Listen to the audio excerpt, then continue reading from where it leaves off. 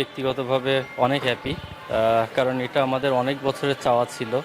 প্লেয়াররা সবসময় ফিল করতো যে ফার্স্ট ক্লাসে আমরা যে স্যালারি পাই এটা অনেক কম, ফার্স্ট ক্লাসে আমরা যে ম্যাচ ফিসটা পাই এটা অনেক কম। এটা প্লেয়ারদের অনেক অনেক বছরের চাওয়া ছিল।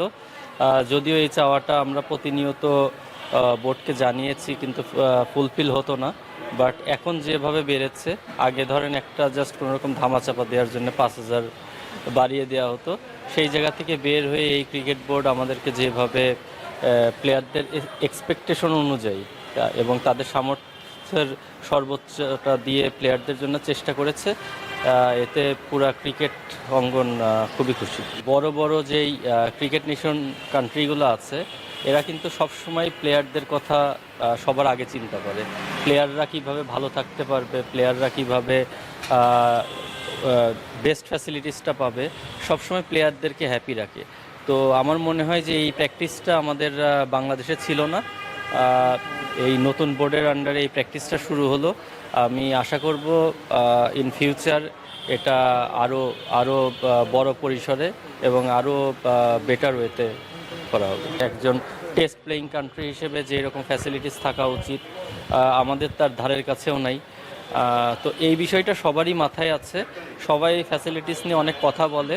আমি বলবো যে এখানে তামিম ভাই এসেছেন এবং ওনার যে কমিটিটা এসেছেন, তারা এসেই যেভাবে কাজ শুরু করেছেন এবং যেভাবে মেইন জায়গাগুলোতে হাত দেওয়া শুরু করেছেন, আমি শিওর যে সময়ের সাথে সাথে আমাদের যে অনেক বছরের যে আশা বা যে আক্ষেপ, সেগুলো পূরণ হয়ে যাবে। সাকিব ভাইয়ের বিষয়ে আসলে কাজের থেকে স্ট্যান্ডবাজি বেশি হয়েছে, যেটা আমি পার্সোনালি মনে করি। যে সবাই ওনার নামটা ইউজ করেছে নিউজের জন্যে। তো আমি মনে করি এই জিনিসগুলো না করে আসল জায়গায় ওনার জন্য যদি কেউ কিছু করতে পারে, গভর্নমেন্টের সঙ্গে সেটা আলাপ করে প্রপার ওয়েতে ওনার যেই চ্যালেঞ্জগুলো আছে সেগুলো সমাধান করে উনি যেন বাংলাদেশে আসতে পারে, সেই বিষয়গুলো নিয়ে কাজ করাটা আমার মনে হয় ভালো হবে। প্রথমত এটা সরকারের নমনীয় থাকতে হবে, বা ওনার যেই কাজগুলা যেই কেসগুলো আছে সেই কেসগুলা কিভাবে সমাধান করা যায় সেই বিষয়গুলো নিয়ে আগে কাজ করতে হবে।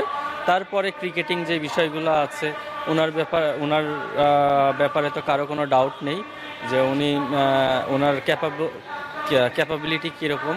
তো উনি যদি ওনার ইয়েগুলা শেষ করে, মানে ফর্মালিটিসগুলো শেষ করে যদি আসতে পারে, ডেফিনেটলি বাংলাদেশের প্রত্যেকটা দর্শক, প্রত্যেকটা মানুষই অনেক খুশি হবে। আপনাদের যদি দেশপ্রেম আসলেই থেকে থাকে তাহলে সাপোর্ট করেন, ক্রিকেটটাকে সামনে নিয়ে যাওয়ার বাধা হয়েন না। পারলে কোঅপারেট করেন, না হলে একটু যারা ভালো চায় তাদেরকে কাজ করতে দেন। ক্রিকেটটার ইমেজটা তো নষ্ট হয়েছে বাংলাদেশের মানুষের কাছে। ক্রিকেটটা যেই জায়গায় ছিল ডেফিনেটলি ওই জায়গায় এখন নাই। কারণ আমরা ম্যাক্সিমাম দেখেন সোশ্যাল মিডিয়া ইউজ করি, আপনি কিন্তু ভিতরে ঢুকে টোটালটা দেখেনও না যে আসলে বিষয়টা কি, বা আমি যেই পয়েন্ট নিয়ে কথা বলছি আমি আসলে কি নিয়ে কথা বলছি।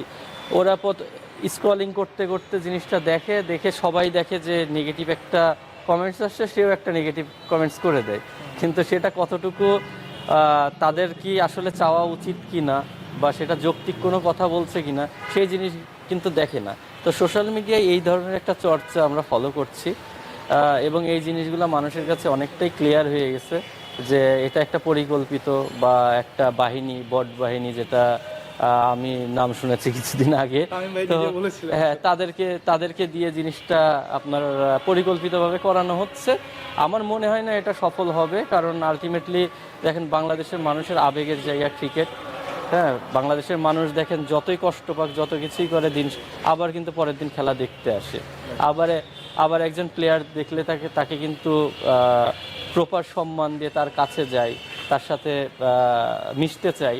তো এই বিষয়গুলো আমার মনে হয় যারা চেষ্টা করছে, আমার মনে হয় না তাদের চেষ্টাটা সফল হবে।